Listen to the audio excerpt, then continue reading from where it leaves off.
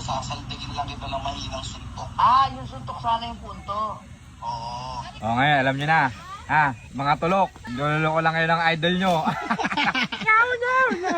Okay mga kapengyo, update nga tayo dito sa issue ni Tomodachi at Awit Gamer at lalong-lalo na syempre kay Wangbu mga kapengyo, na kung saan talaga namang si Wangbu talaga yung nag-sacrifice dito, no? At talagang siya yung napalo ng medyo malupit-lupit. Kita nyo naman, sobrang duguan talaga si Wangbu doon. At dito mga kapengyo, sa mga hindi nakakakilala dito kay Boss Dam, na kung saan isa po ito sa umahamon talaga dito kay Tol Tomodachi. Matagal na talaga mainit itong si Boss Dam dito kay Tomodachi. At dito mga kapengyo, isiniwalat nga ito ni Boss Dam na scripted daw talaga yung ginawa neto ni Awit, Wangbu at Tomodachi. So maraming mga fans ni Tomodachi ang hindi makapaniwala dito mga kapengyo, dahil alam naman natin na si Tol Tomodachi hinangaan siya bilang hindi scripted. So dito napakarami o nasira po talaga dito si Tomodachi, no? Dahil ako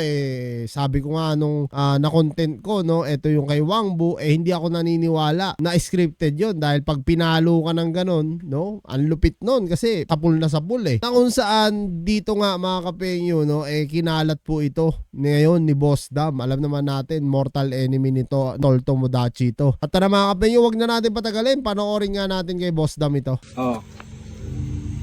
Ito may papakita ako ngayon. Ito yung totoong nangyari dun sa scripted na ginawa ni Tomodachi at nila Awit Gamer at Wangbu. Yung stage ko, gamba. Ito shoutout sa mga tangang followers ni Tokmoldachi at yung mga followers ko. Ito yung totoo, panoorin nyo ito, papakita ko sa inyo. Password. Walang password dyan. Ito, ano nyo? Tutok mo.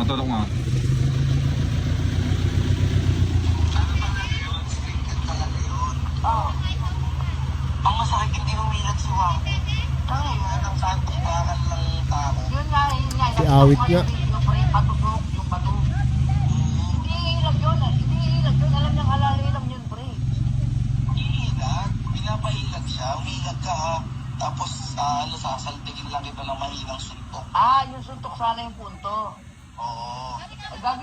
Patusok pa yung nakita ko, tangina mo na yung patusok yung video okay na si Wangbu? Pasahin. Ngayon, alam nyo na. Mga tulok, niloloko lang kayo ng idol nyo. So ayan mga kapengyo, no, grabe nga yung tawa dito ni Boss Dam, talagang pang-asar no?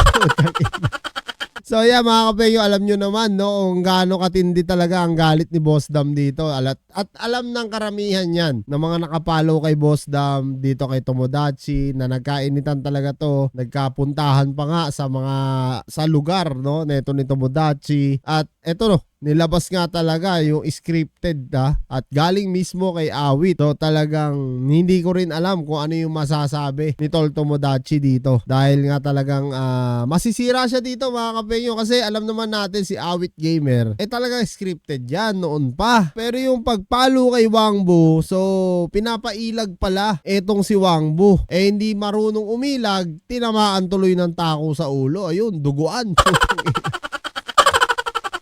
Grabe to mga kapengyo, no? So, minsan talaga pagka yung script hindi rin masyadong maayos yung pinag-usapan nyo, sigurado, timbuang ka rin talaga.